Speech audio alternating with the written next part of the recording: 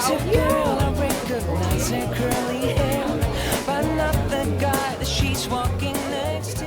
En primer lugar, me gustaría agradecer a Manuel Carvajal, delegado de Cultura de los Palacios, no por haber contado conmigo para esta presentación, que también, obviamente, sino por habernos acercado a Fran García Matute y a su última publicación, cuya temática, pues la verdad es que no se prodiga mucho fuera de las capitales. Estamos hablando de Esta vez venimos a golpear, vanguardias, psicodelias y sus versiones varias en la Sevilla contracultural, entre 1965 y 1968. Buenas tardes, Fran. Buenas tardes. Fran García Matute, como decía anteriormente, es su autor, y voy a acercar sintéticamente a los presentes la figura del autor, pues para rápidamente hablar del contenido de este libro, que tiene en sus páginas un auténtico y detallado viaje a la cultura sevillana, contracultura sevillana. Fran García Matute es asesor fiscal, pero sobre todo, y por eso lo tenemos hoy entre nosotros, es crítico cultural, especializado en música, cine y literatura. Ha trabajado en numerosos medios, tanto impresos como digitales. Es creador y administrador del blog Estado Crítico, crítico literario en El Español y en Cuadernos Hispanoamericanos, colaborador en Jotdown, Bomb Magazine, colaborador de la Universidad de Cádiz a través de la revista Periférica y de Tutores del Rock, colaborador también de la Universidad de Sevilla y contertulio y moderador habitual en cualquier evento que tenga que ver con el pop, la contracultura y el arte sevillano y andaluz de la segunda mitad del siglo XX. El libro que hoy viene a presentarnos no es el primero que publica. En 2017 presentó Días de Viejo Color, testimonios de una Andalucía pop, 1956-1991, donde recoge 30 entrevistas y testimonios de la cultura en Andalucía en este periodo de tiempo. Obviamente, el libro es un estudio y recopilación de la pintura, escultura, música, fotografía, literatura e incluso fanzine. Pero como digo, hoy está con nosotros para presentarnos su publicación más reciente. Repito de nuevo, esta vez venimos a golpear vanguardias, psicodelias y sus versiones varias en la Sevilla contracultural. Un libro que a mí particularmente me ha servido para recomponer, se lo decía hace un segundo ahí, para recomponer conceptos, ideas y entender así mucho mejor una realidad cultural compleja y poliédrica que se abría camino en aquella Sevilla de la que estamos hablando, la Sevilla de finales de los años 60. En mi caso, como apasionado del underground en general y del underground andaluz en particular, conocía a algunos de los personajes y artistas que se perfilan en el libro, pero es a través de la lectura cuando empiezo a conectar estos personajes, a entender ciertos hechos y a montarme el puzzle de una forma un poco más definitiva y completa. Además, no nos podemos olvidar que la realidad social y política de los años 60 que presenta España era cuanto menos particular. Y bueno, pues en Sevilla más de lo mismo. Pero bueno, no quiero entrar en el contenido tampoco del libro, porque para eso tenemos a Fran. Y no sé si, Fran, te parece que nos podrías esbozar un poco cómo era aquella Sevilla en la que empiezan a surgir cosas tan interesantes como, por ejemplo, la inauguración de Pasarela, galería con la que abre el libro, prácticamente hay algo antes, ¿no? Pero donde te metes en faena con galería y cierras el libro también con Pasarela, que es el último capítulo del libro. Vale, bueno, muchas gracias, Claudio, y bueno, gracias al ayuntamiento, bueno, a los gestores de la feria por invitarme. Si digo la verdad, no sé muy bien de quién ha sido la idea, así que bueno, os lo agradezco a todos, porque para mí es un gusto estar aquí hoy.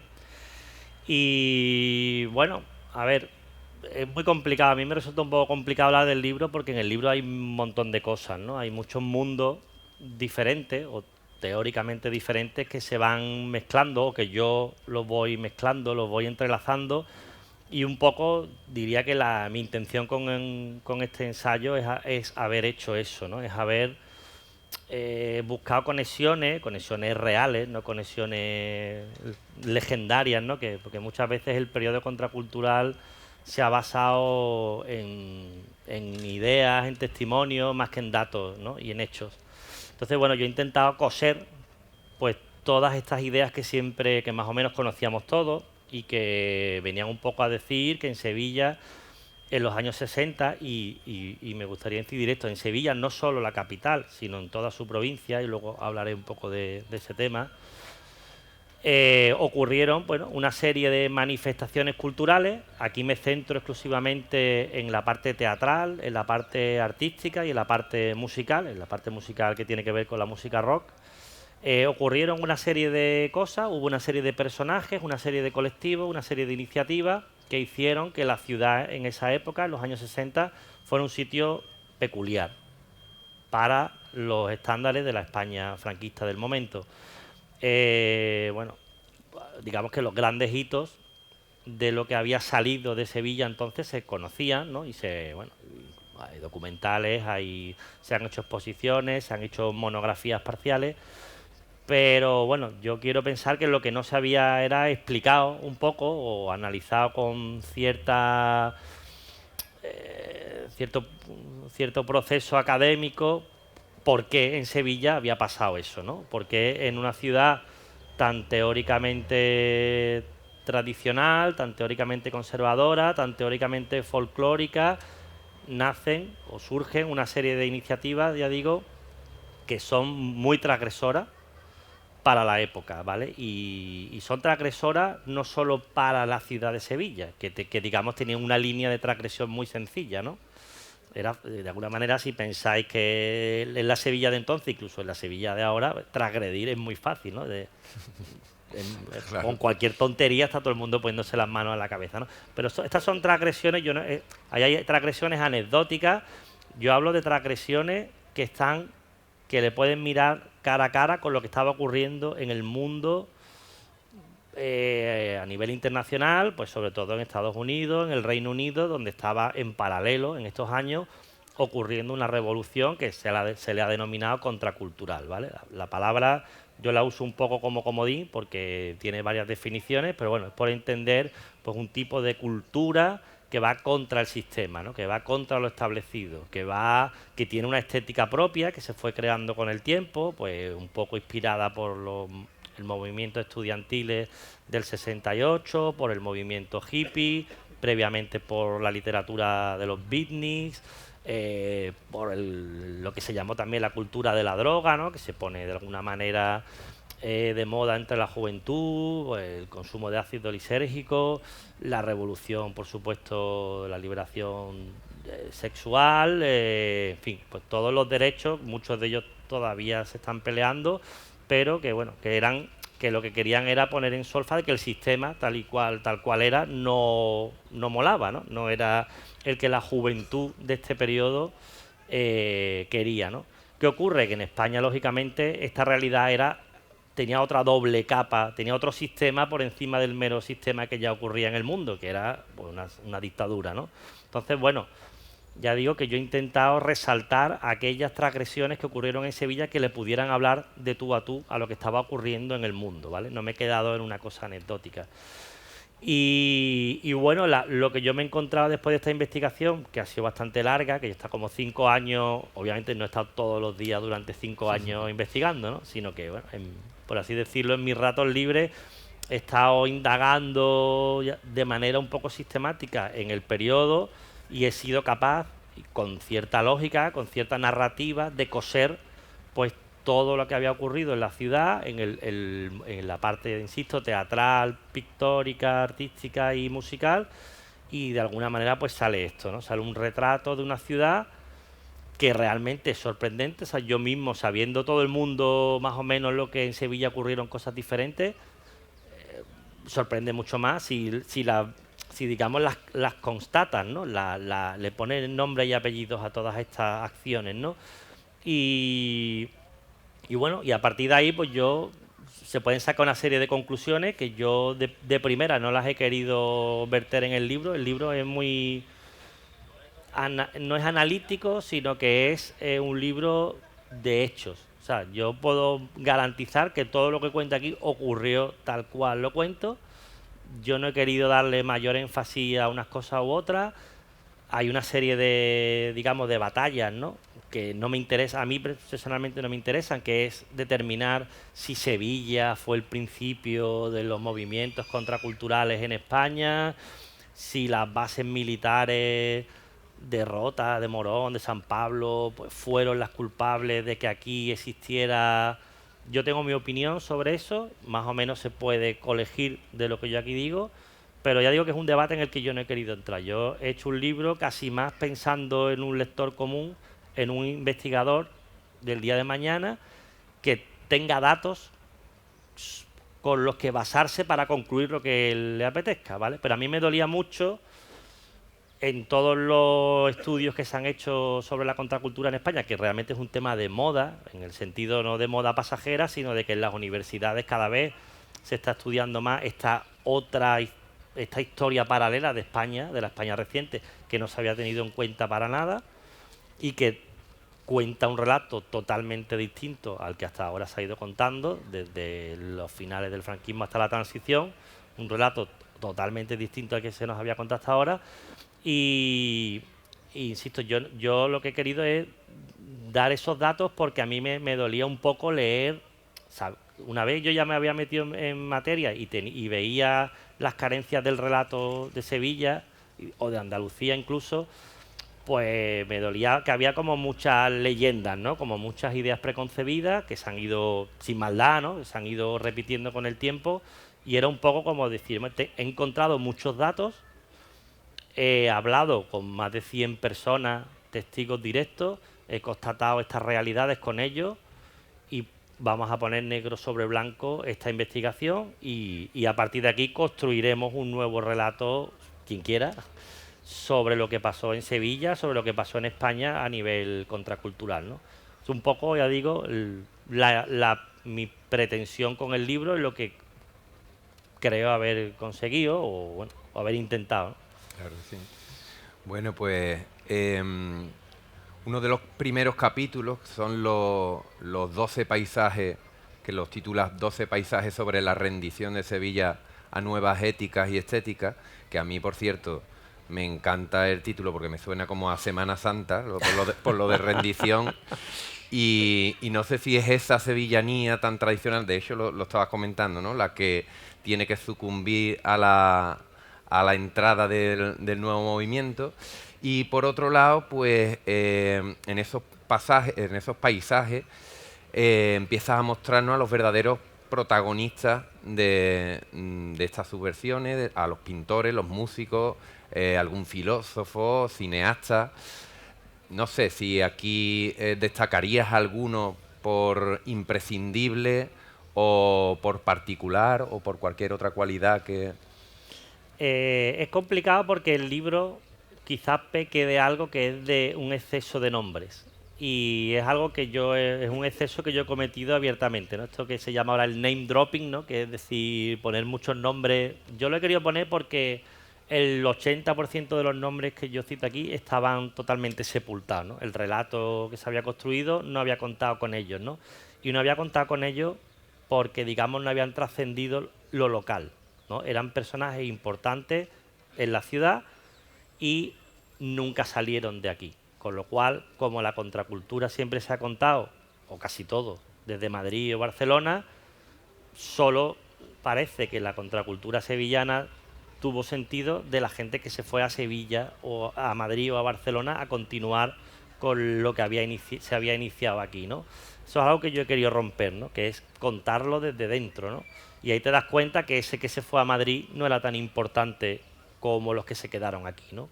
Entonces, claro, nombres hay montones. Tú, de hecho, puedes hasta agotador, ¿no? Lo puedes saltar porque muchos nombres no se sabe bien, o sea, no son personas muy conocidas, o gente que no ha trascendido o que solo brillaron en ese pequeño momento. Entonces, destacar un nombre así como importante a mí me cuesta mucho. O sea, si tú me preguntas, yo te te puedo contar, pero decir un nombre puedo decir 200. No sé, se me ocurre porque veo en los primeros pasajes, veo como que hay dos vertientes que de hecho te quiero preguntar después por esa vertiente, por la vertiente flamenca, qué papel juega y tal, pero Toto Estirado parece que juguetea con el lado de los flamencos y las tertulias que se forman con la gente flamenca y por el otro lado con la gente de los artistas de pasarela, de la galería. No sé si... Sí, bueno, por ejemplo, Toto Estirado, que es uno de los nombres que, digamos, desde fuera, pues siempre se ha asociado con lo que ocurrió en Sevilla. Para empezar, tiene una característica curiosa que no era de Sevilla, ¿no? Esa es otra cosa que hay que destacar, ¿no? Es decir, gente que emigró desde otras latitudes a Sevilla, ¿no? Y ahí hay dos personajes muy importantes. Toto Estirado, que venía de Badajoz, y Paco Molina, que es otro pintor fundamental, que venía de Madrid, ¿no? Ellos dos fueron muy importantes que cayeran en Sevilla, ¿no? Movilizaron mucho lo que estaba ocurriendo en la ciudad. Y el caso de Toto Estirado era un pintor que su obra en un principio no era nada contracultural, él hacía una pintura relativamente amable, que vendía a las señoras bien del barrio de los Remedios, fundamentalmente, o a la gente, a los bohemios, ¿no?, de la Alameda, ¿no? Es decir, a él le daba igual, era una persona que no solía tener dinero, no porque no viniera de una familia adinerada, sino porque le habían cortado el grifo la familia y entonces no tenía nunca un duro y iba vendiendo los cuadros por la calle, ¿no?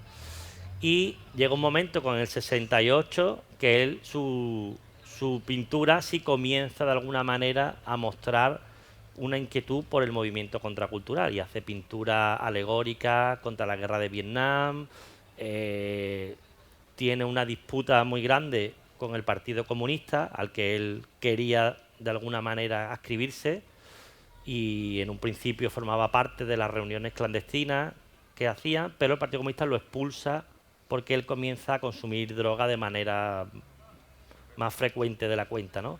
Entonces, ahí hay una contradicción, por ejemplo, interesante, ¿no? Es ver cómo, no, por regla general, el Partido Comunista, que fue el gran actor político contra el franquismo, tenía luego en su fuero interno pues una serie de limitaciones mentales que hacía que las verdaderos contraculturales no tuvieran cabida allí tampoco, ¿no? Ocurría también, y eso tengo testigos directos, gente que, bueno, pues que era homosexual y el Partido Comunista lo expulsa, ¿no?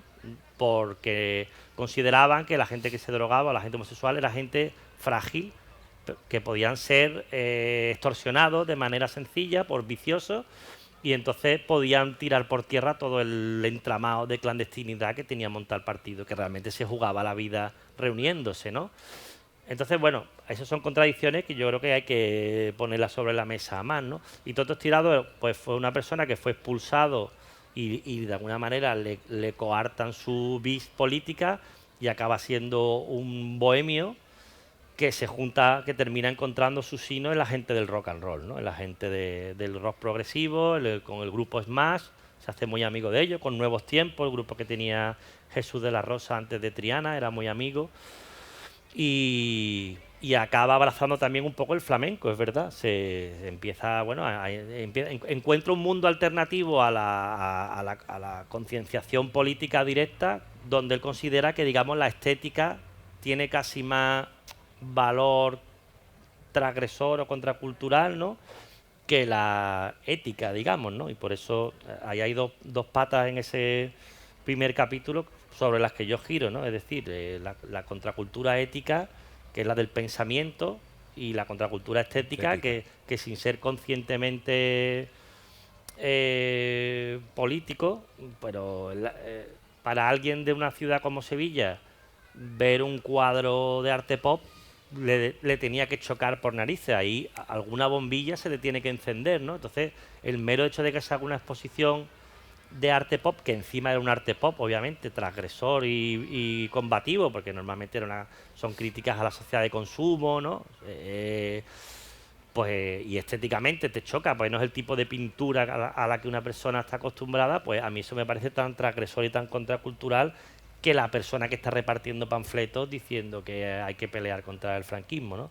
Entonces, bueno, en esas dos ramas se mueve un poco ese capítulo, ¿no? Sí, enlaza muy bien con la siguiente pregunta porque hay otro capítulo dedicado a las revueltas universitarias del 68 y no sé, me resulta curioso cómo estos movimientos y revueltas universitarias, que primeramente son internacionales, ¿no? Cómo son capaces de calar aquí en España. Tú hablabas antes de, ¿no?, que tenemos hasta otros hándicaps más porque vivimos en una dictadura y concretamente en Sevilla, cómo son capaces de calar aquí. Pero yo creo que ahí ocurre algo que ocurre de vez en cuando en el mundo. Y pasó en los años 50, pasó en los años 20, pasó... Es decir, ahí, no sé la palabra, creo que los alemanes lo llaman la Weltanschauung, ¿no? Algo así. Es como... O el Zeitgeist, ¿no? Es como... Hay un momento en el que en el mundo, en distintos lugares y sin conexión, se están viviendo, sintiendo cosas a la vez, ¿no? Similares. Entonces, las revueltas estudiantiles del 68 ocurrieron en más de 60 países. Lo que pasa que nada más que se habla siempre de lo de México, que hubo una matanza, el mayo del 68. En Berkeley ocurrieron unos cuantos años antes, ahora no recuerdo si en el 64, 65, 64, en fin. 65. Era algo que estaba ocurriendo en todo el mundo, en Checoslovaquia, Francia. en Francia, o sea que es algo en cada uno a mayor o menor escala, pero ocurrió en gran parte del mundo occidental. Y en España empiezan a ocurrir ya desde el año 65 por otros motivos. Es decir, la lucha es contra el franquismo. No hay una aspiración internacional, es una cuestión de democracia, ¿no? De imponer un sindicato o de tumbar un sindicato vertical que había en la universidad, y los universitarios, que tiene toda la lógica, que son gente formada y gente jóvenes que venían de familias con posibilidades, pues tienen la suficiente conciencia como para decir esto es intolerable, y tenemos el armamento intelectual y económico para poder ir poco a poco venciendo esto, ¿no? Entonces, esas revueltas estudiantiles en España empiezan desde el principio de los 60, en el 65 ya hay revueltas muy grandes en Madrid, y eso ocurre también en Sevilla. Y en el 68 en Sevilla ocurre que hay una explosión, ya digo, a la escala posible de Sevilla, no es para nada equiparable a la de el mayo de 68, pero hay 3 o 4 días de una tensión máxima en marzo del 68, es decir, antes que el mayo del 68. Entonces, claramente esa bomba de relojería dentro de la universidad con gente joven inspira todo el movimiento contracultural de la ciudad. Es decir, la mayoría de los jóvenes están en la universidad y ellos saben que están pasando cosas en el mundo y que es el año en fin, de darlo todo, y de ahí salen muchas... Y yo lo que he intentado es decir de esas revueltas estudiantiles qué acciones culturales o de qué manera ellos utilizan la cultura para intentar atraer gente a la causa, ¿no? Para conseguir afinidades, ¿no? A través de la cultura, ¿no? Y es una cultura que tiene mucho que ver con la contracultura, ¿no? Claro. Muy bien. También me sorprende la importancia que tuvo Bertolt Brecht, la obra de Bertolt Brecht en esta etapa. ¿Cómo aparece? ¿A través de qué vehículos utiliza? ¿Cómo se materializa?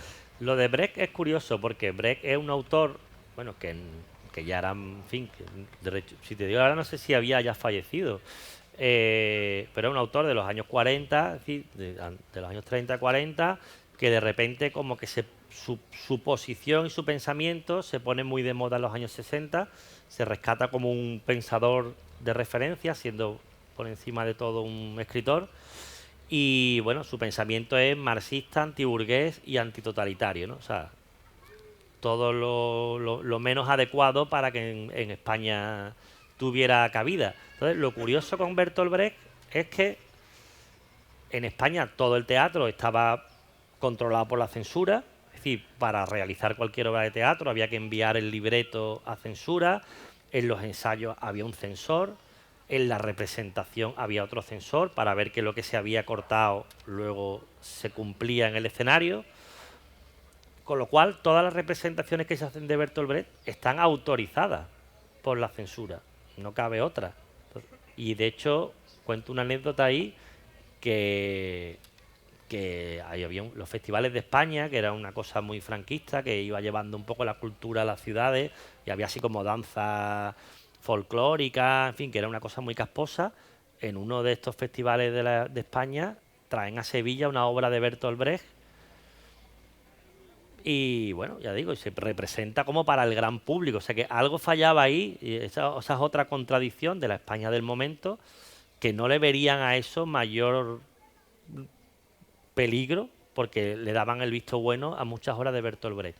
En Sevilla, ¿por qué interesa tanto una figura como Bertolt Brecht? Tiene una causa curiosa, que es que hay un profesor alemán que lo contrató la Universidad de Sevilla en el año 65 y este hombre era profesor de alemán, del idioma, de filología, pero él en sus clases empezó a hacer muchas actividades alrededor del teatro alemán contemporáneo, ¿no? No solo Bertolt Brecht, sino Dürrenmatt, Max Frisch, ¿no? Eran autores que estaban muy de moda en los teatros de cámara entonces, y empieza a montar obras en clase y obras con claro contenido combativo, es decir, quien la veía entendía que ahí había, digamos, un mensaje encubierto o no encubierto que venía un poco a decirte que donde vivías era una porquería, ¿no? Y esas obras pues fueron trascendiendo hasta que se representó una en el Teatro Lope de Vega, o sea, a lo grande, abierto a todo el público, y fue una obra que por unas casualidades de la vida la censura no, o sea, a la censura se le escapó. Digamos, hubo un informe de censura, le dijo estas frases no las digáis, y eran frases muy fuertes, estas no se pueden decir, pero el informe no llegó nunca. Entonces, al día antes de la obra dijeron, oiga, ¿qué tengo que quitar? Porque es que esto está ya montado, está anunciado, y esto ya no hacerlo es un error. Y es una obra, digamos, apadrinada por la Universidad de Sevilla. Entonces, el censor, por lo visto, llamó por teléfono al director y le dijo, no puedes decir esto, esto, esto. Vale, vale, perfecto. Y luego en la representación las dijeron. El nota no dijo nada y aquello se representó tal cual. Y según se cuenta, pues yo no estaba allí, tampoco hay, pues aquello se montó un cirio al final de la obra porque era una obra muy, muy clara, ¿no? Que te estaba hablando de la cerrazón mental que supone vivir en un país autoritario, ¿no? Y bueno, pues por ahí se coló, por ahí, pues a lo mejor esa obra, digamos, le llegó al corazón a 5 o 6, ¿no? Pero de todos los que estaban allí sentados, pero le llegó de lleno, ¿no? Entonces, con estas pequeñas quiebras, con estas pequeñas contradicciones, errores, pues se va creando una, en fin, una mentalidad contracultural, ¿no? Pues eso, cito textualmente sobre Esperpento, ¿vale? A los asociados se les solicitaba una cuota única anual de 100 pesetas, así como una participación directa en el hecho teatral. Al final de las representaciones se prometía mantener una sesión de autocrítica como ejercicio de responsabilidad común. Y otra de las citas, por ahora nuestros componentes se encuentran en situación romántica y contradictoria de no percibir remuneración alguna. Estamos hablando de la compañía de teatro Esperpento y la pregunta es pues, ¿qué aporta Esperpento al movimiento contracultural de la ciudad? Esa pregunta, esos fragmentos son muy interesantes. Y ahora, porque una de las cosas que yo he intentado contar, y a veces al leerlo puede sonar, dice, bueno, ¿y a este tío por qué le interesa tanto incidir en cómo se financian las cosas? Porque de alguna forma uno de los principios de la contracultura es la de desprenderse, ¿no?, de las instituciones, ¿no?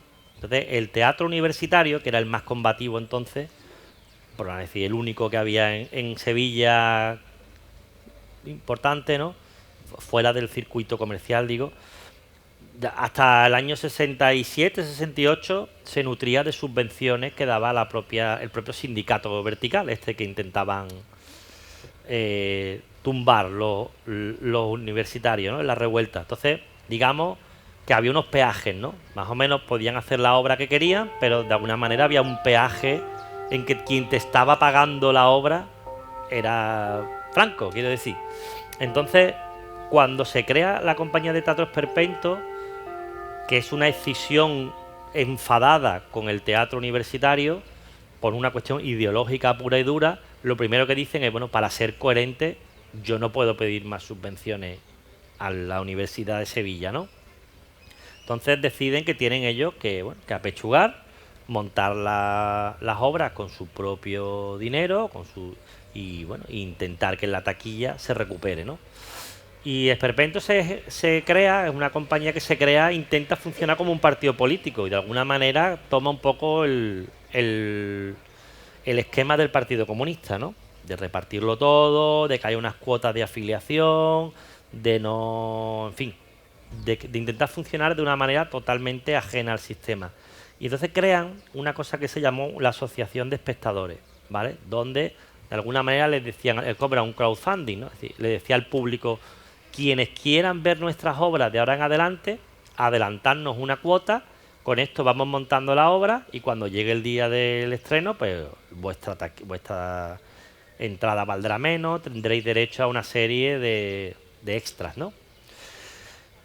Ya os digo que eso no llegó a funcionar nunca bien, no aparte de por la tiesura general de la gente, porque lo organizarían mal, ¿no? Pero la idea sí que era buena y ahí hay una cosa muy interesante, que es que al no existir, al estar, digamos, prohibido el derecho de reunión, ¿vale?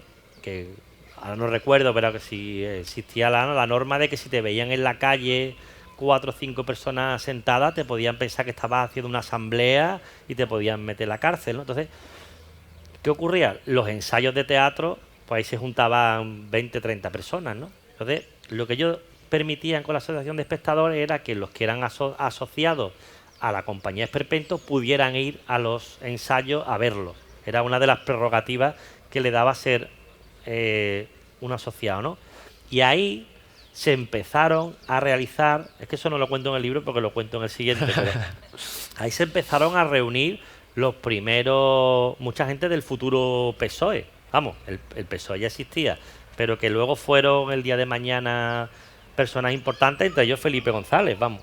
Entonces eran socios de Esperpento, podían ir a los ensayos y ahí hablaban, mientras ensayaba el grupo, ellos estaban allí conspirando, como quien dice, ¿no? Entonces es interesante eso, ver cómo se intentan independizar de las líneas de financiación pública, cómo se quitan, digamos, del sistema, no lo consiguen, es decir, el Esperpento estuvo perdiendo dinero muchísimo tiempo, y cómo aprovechan, digamos, los resquicios de la normativa para poder de alguna manera convertir una compañía de teatro pues en un vehículo que por debajo permite pues una serie de iniciativas políticas, ¿no?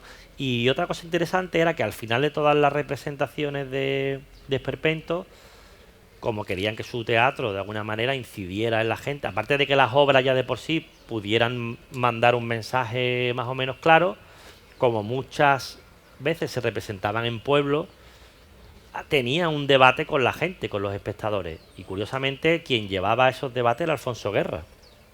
Y de alguna manera, bueno, les preguntaban, ¿qué habéis entendido de la obra, ¿no? ¿Qué os parece la acción de tal personaje, ¿no? ¿Cómo la valoráis? Y de alguna manera, pues, de manera sutil, iban un poco concienciando, ¿no? Con su teatro, bueno, a los espectadores, ¿no? Entonces es interesante eso, ¿no? Ver cómo el teatro se convierte en una línea tan directa en fin, de acción contracultural, ¿no? Aunque la obra en sí, tú dijeras, pues una obra de Valle Inclán de primeras, pues no, bueno, pues una cosa antigua y tal, pero ellos de alguna manera que hacían los suficientes cambios como para luego poder reflexionar sobre ello durante esas charlas, ¿no? Bueno, si avanzamos, Fran, en el libro, empezamos a leer sobre los beatniks en Sevilla, el aula de cultura de la Facultad de Medicina, diversas actuaciones y formaciones musicales. ¿Qué estaba pasando? Por ejemplo, ¿quiénes eran los beatniks? Mira, esa pregunta también es importante, porque hasta ahora, que yo sea consciente, en ningún estudio contracultural en España se le ha echado ni puñetera cuenta a los beatniks, que son, por así resumiendo un poco, los pre-hippies, ¿no? Y ahí hubo una literatura que es verdad que es más que empezó a fraguarse en los años 50, pero que bueno, que empezó a coger mucha relevancia en Estados Unidos en los años 60, una literatura que inspiró mucha poesía, que inspiró también teatro y novela, donde, bueno, pues aparte de la parte formal, ¿no?, de una literatura muy libre y muy anti, ¿cómo diría?, pues muy poco ortodoxa,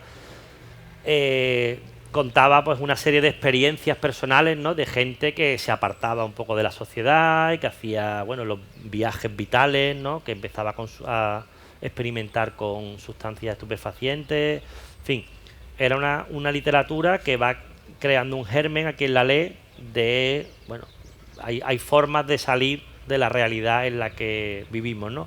Y en España, en toda España, hubo una pequeña revolución beatnik de la que no se habla nunca, y en Sevilla hubo un grupúsculo, no es que fueran muchas personas, pero que hubo un pequeño grupo de estudiantes de medicina que eran unos absolutos convencidos de que la filosofía beatnik era la filosofía que había que tomar como modo de vida, ¿no? Y era una filosofía pues un poco también basada en cierta filosofía existencialista. Ahí lo mezclaban todo con Sartre, con Albert Camus, en fin, era un poco batiburrillo, Hermann Hesse, que tenía un punto así ya del orientalismo. En fin, era una serie de lecturas que eran difíciles de conseguir en España, pero lo cierto es que todos esos libros estaban publicados en Latinoamérica y bueno, con una serie de contactos era más o menos fácil encontrarlo en español.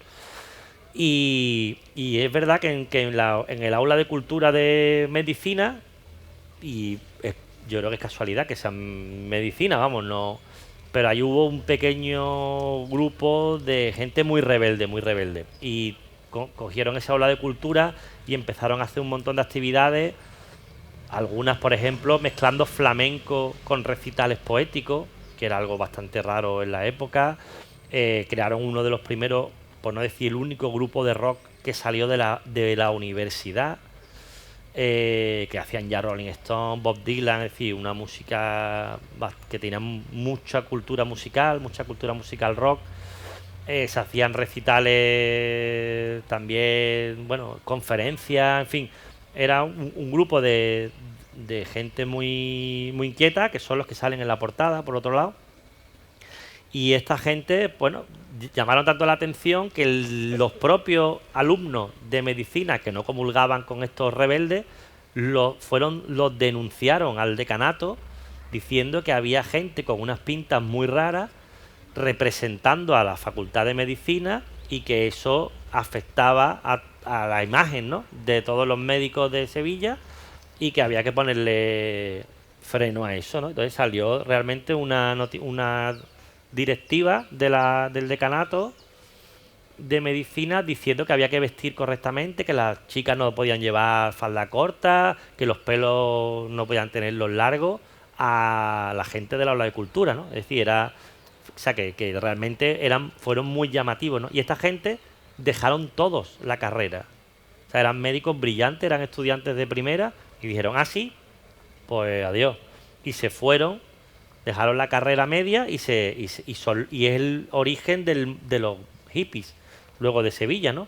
Y se dedicaron a sentarse en los parques, como no tenían ya nada que hacer, habían dejado la carrera, y todo parte de eso, ¿no?, del conocimiento que tenían de la literatura beatnik, y ellos mismos se autodenominaban beatnik. O sea, que no era un nombre que se le haya puesto ahora porque lo que leían se parecía a lo que leían los beatnik, sino que ellos mismos eran muy conscientes de ese término. Y de hecho en prensa, cuando se publica este bando que os digo, un poco expulsándolos del aula de cultura, el titular es un no a los beatniks de medicina. O sea, que era una palabra que en la prensa, yo lo recojo de varios, en la prensa se utilizaba muchísimo, o sea, que no era una cosa rara, ¿no? Pero ya digo que yo no sé por qué en ningún libro que yo conozca de contracultura en España se hace referencia a los beatniks que ha tenido que haber en España, vamos, por previos a los hippies, ¿no? Hablo de años 65, 66, a partir del 67 ya hay mucha gente que... La diferencia entre los beatniks y los hippies es que, bueno, digamos que los beatniks tienen un pozo muy literario y muy filosófico, en el momento en el que introducen la droga como elemento de experimentación filosófica, ¿no? De las puertas de la percepción de Aldous Huxley y tal, muchos sucumben a decir, bueno, ya me dejo de leer y tal, y lo que quiero es LSD y punto, ¿no? Entonces, ahí hay un salto hacia un hedonismo escapista, que es un poco lo que de alguna manera luego va desarrollando la cultura hippie, ¿no? Que es menos, entre comillas, profunda, ¿no? Intelectualmente. Bueno, otra de las cosas que me han gustado mucho del libro es cómo aparece el barrio de los Remedios, porque realmente muchas veces no tenemos hábitos de estudiar la historia de los barrios, y precisamente el barrio de los Remedios pues es un barrio, lo que es ahora el barrio de los Remedios, un barrio nuevo, y por lo que se ve, por lo que hemos leído, tiene un peso bastante importante en lo que acontece, ¿no? Sí, ahí, bueno, en el barrio de los Remedios lo que ocurre es que en los años 60 es un barrio que está todavía en construcción, es un barrio que empezó siendo de muy alto standing, mucho, y bueno, con el devenir de los años iba siendo, siempre fue burgués, siempre fue de cierta clase alta, pero bueno, ese altísimo standing se va un poco diluyendo hacia cierta clase media asentada, ¿eh? Y es un barrio nuevo y es un barrio que acoge una juventud rápida, ¿no? Una juventud que está, aun proviniendo de ese tipo de familia, está en la onda de lo que está pasando en los años 60. Luego, en paralelo, se da que es un barrio que mientras se va, digamos, habitando, es también un poco fagocitado por muchos americanos que tenían que ver con la base militar o no, ¿vale? Es decir, en Sevilla hubo un trasiego de americanos, sobre todo, enorme, y no tenían todos que ver con la base militar para nada, ¿no? Y entonces, bueno, ahí se crea una especie de conexión entre una juventud inquieta, con dinero, que eso, insisto, es importante, con cultura, gente leída, gente con cierta, insisto, conciencia alta de lo que está ocurriendo en el mundo, y americanos, jóvenes también, que bueno, que propician intercambios, ¿no? De ideas y de cosas, ¿no? De equipos de música, guitarra, discos, en fin, hay una pequeña mezcla. Y luego ocurre, y esto tiene todo el sentido del mundo, que de ahí nacen varios grupos de música muy interesantes, y tiene el sentido del mundo porque montar un grupo de música es caro. Comprar una buena guitarra y comprar un amplificador y una batería, o eres un niño de papá o quién te compra eso, ¿no?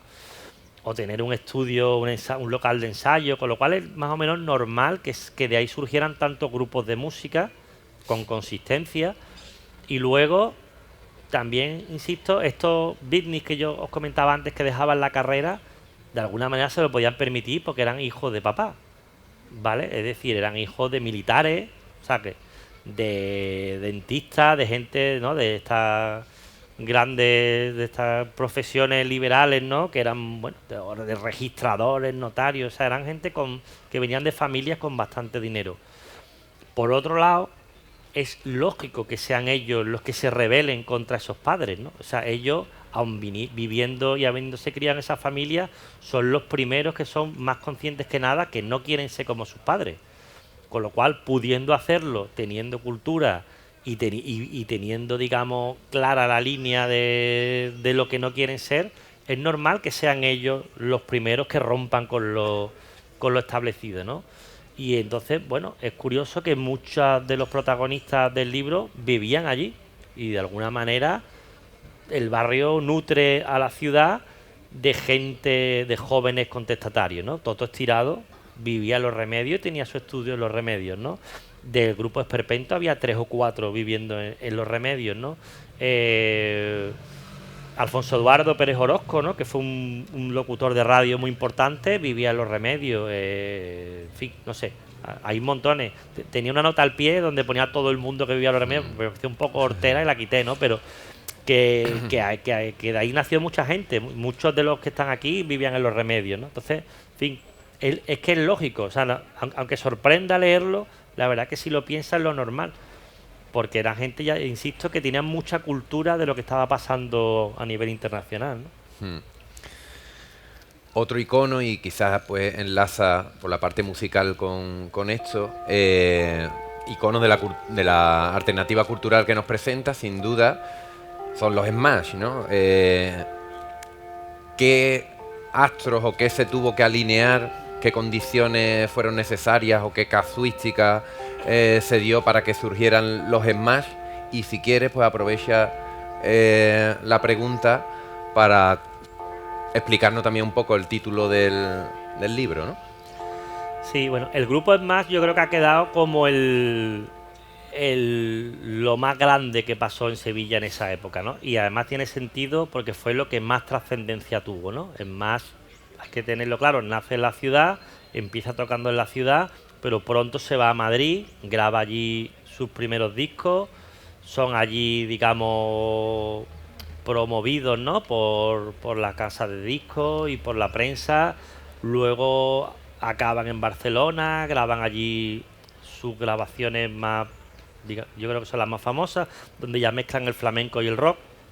Digamos que la carrera artística de Smash trasciende Sevilla, ¿no? Y además luego con el pasar del tiempo todo el mundo concluye que es uno de los grupos más potentes que hubo en España y que fueron revolucionarios, y hasta ahí no hay ninguna duda, ¿no? Pero claro, la pregunta es ¿por qué surge Smash en Sevilla, ¿no? Entonces, hasta ahora se reducía un poco en la historia en insistir en que las bases militares habían creado en Sevilla pues la posibilidad de que mucha gente que le gustaba la música tuviera acceso a una serie de grabaciones que no estaban en el resto de España, y que, en fin, que de alguna manera hubo ahí una retroalimentación un poco también contradictoria, ¿no? Porque bueno, los militares representan en principio todo lo contrario a la modernidad, ¿no?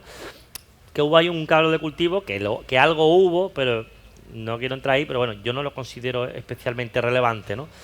Pero lo que sí es relevante es darse cuenta que en Sevilla, por los motivos que sean, en los años previos a la creación de Smash, que se crea a final del 68, el libro acaba con Smash, formándose Smash.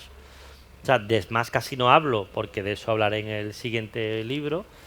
En Sevilla, en los años 66, podría haber 60 grupos de rock, sin exagerar, ¿eh? Que duraron muy poco, que no tuvieron ninguna trascendencia, que tocaban en la ciudad, no apenas salían de allí. Nunca grabó nadie un solo disco, no le interesaba para nada grabar. La mayoría hacían versiones, lo cual también, digamos, por un lado es interesante ver qué tipo de versiones se hacían en Sevilla, para ver cuál era la cultura musical o el sonido que buscaban los grupos.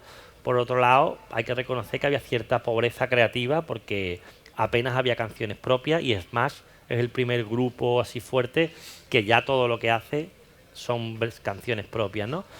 Y por ahí, de alguna manera, hay un salto con ellos importante. Pero que cultura rockera en Sevilla ha habido de siempre y a lo bestia. Muy, muy bestia, muy bestia, muy bestia. Y con un conocimiento, insisto, de lo que estaba pasando en el mundo muy fuerte. Y aquí en el libro comento como 4 o 5 grupos anteriores a Smash, donde algunos de los miembros de Smash ya estaban allí pululando, y me ha interesado mucho resaltar el repertorio de versiones que tenían, ¿no? Porque ahí realmente es flipante ver cuánto sabían de música y cómo identificaban los grupos que de verdad importaban o eran interesantes del momento, y en vez de hacer versiones de cosas comerciales, hacían versiones de grupos, bueno, hoy de culto, o de grupos menos conocidos, en fin, tenía un culturón enorme, ¿no? Algunas cosas las conocían por los americanos, no necesariamente relacionadas con la base militar, porque insisto que en Sevilla había un trasiego de americanos brutal. Otras, bueno, los discos llegaban de 1000 sitios, ¿no? Pero que insisto que lo de las bases militares, esa idea hay que ir borrándola. Tela de juicio. Porque yo encontraba, vamos, esto lo digo siempre, todo el mundo, "Arr", pero que yo tengo los catálogos del Corte Inglés de Sevilla del año 68 y ahí estaban todos los discos que tú quisieras. O sea que a lo mejor un disco de Jimi Hendrix lo trajo un americano de la base, pero que si tú te ibas al Corte Inglés estaba También el disco de estaba. Jimi Hendrix allí, con lo cual si no hubiera venido ese americano daba igual. O sea, ese disco se hubiera escuchado igual, ¿no? Claro. Entonces, cuidado con lo de los americanos, porque además absurdo, es como quitarle mérito a esta gente, ¿no? Es decir, en Zaragoza también había una base y en Madrid, y allí todo el mundo dice que no pasó nada. O sea, que el problema no serán los americanos, será la gente que vivía en la ciudad, que tiene una inquietud, Claro. y lo que te aporta un militar, por muy cafre que sea, no puede ser, o sea, no tiene tanta trascendencia, ¿no? Bueno, Fran, pues para ir terminando, porque además Sí. tenemos que cortar, pero no quiero que nos vayamos sin preguntarte la pregunta obligada, porque estamos en los Palacios y sabes que Joaquín Romero Murube, pues palaciego y persona muy influyente en la sociedad sevillana, muere en 1969, por lo tanto entra dentro del tramo que estudia el libro, ¿no? ¿Qué papel juega con el perfil que potencialmente es bastante diferente a lo que estamos abordando aquí? ¿Qué papel juega en esto que se cocina en su ciudad? Hombre, yo creo que, vamos, sin conocer muy a fondo, o sea, tu padre, si está por aquí, me puede dar un cate, pero yo la sensación que tengo con la figura, o sea, digamos, cómo percibió Joaquín Romero Murube lo que estaba ocurriendo en Sevilla, que claramente fue testigo y en algunos artículos iba dejando un poco pequeñas notas, ¿no?, de lo que estaba ocurriendo. Yo tengo la sensación de que él fue una especie de casi de antimoderno, pero no porque él estuviera en contra de la modernidad, sino porque de alguna manera le veía en peligro que la Sevilla que a él le gustaba se transformara demasiado rápido, ¿no? Entonces, él era muy amigo de un personaje que aquí hablo de él, que es un personaje fascinante, que es Juan Blanco, que era un filósofo bohemio que vivía en la Alameda en un café. Bueno, vivía en su casa, pero estaba todo el día en un café en la Alameda, y él daba clases gratuitas de filosofía a muchos de estos chavales, ¿no? Y él los sentaba allí en la cafetería y, bueno, pues le daba la chapa, le hablaba de Aristóteles, de lo que quisieran, ¿no?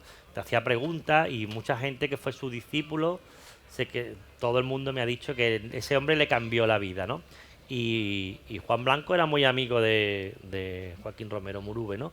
Y de alguna manera confluyeron, si mal no recuerdo, en una asociación de arte contemporáneo. A Romero Murube el arte contemporáneo le gustaba, y una asociación muy interesante donde confluyen dos personas que luego fueron muy importantes en la ciudad. Juana de Aispuru, que luego ya en el 70 monta una galería y que fue súper famosa. Este Juan Blanco estaba allí también en esa asociación, y un arquitecto que luego también fue muy importante en Sevilla, que es Federico Ontiveros, ¿no? Entonces, bueno, él estaba ahí, ¿no? Pero Romero Murube tiene una anécdota curiosa. En el año 63-64 monta un pollo en su columna de ABC porque instalan en Los Remedios una escultura que a él le parece ofensiva. Una escultura moderna, ¿no? Son unas muchachas al sol, estas esculturas así, ¿no?, de piedra ovalada, y eso se pone en la Plaza de Cuba, y él dice que eso hay que quitarlo de ahí, que eso es una porquería y tal. Y lo consiguió que la quitaran de ahí a base de insistir mucho. Se la llevaron al parque, y hay una foto aquí de una revista de música donde la portada es esa estatua, ¿no?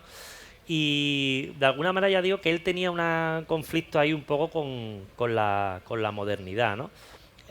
Aunque, vamos, que tenía sensibilidad, pero yo creo que a él le asustaba que Sevilla se transformara. Hay que tener en cuenta que él ya tenía una edad, en fin, Claro.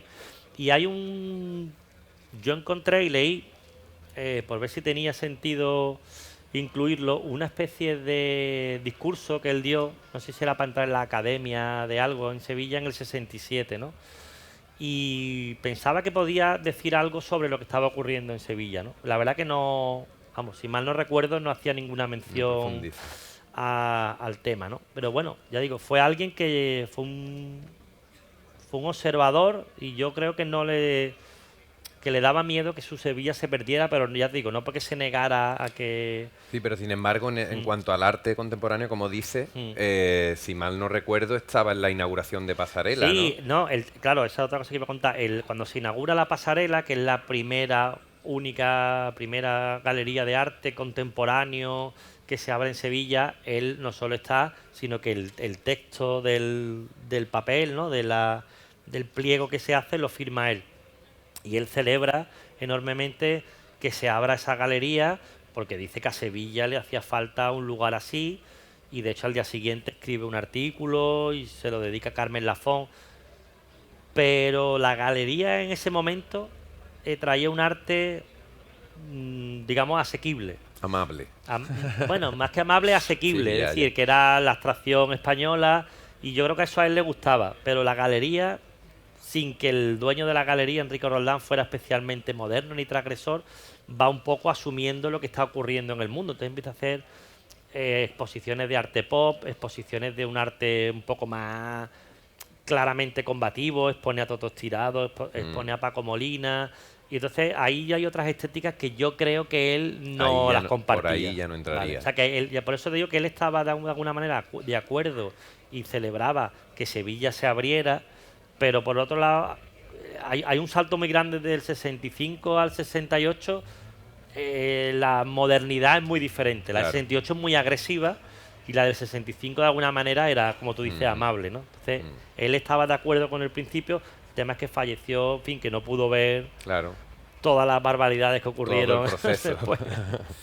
Bueno, pues muchas gracias, Fran, por esta enriquecedora charla, y supongo que estarás aquí un momentito, ¿no? Decías antes que Sí, poquito tiempo, pero algunos ejemplares puedes firmar.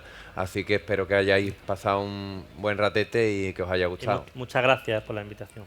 Gracias, Fran.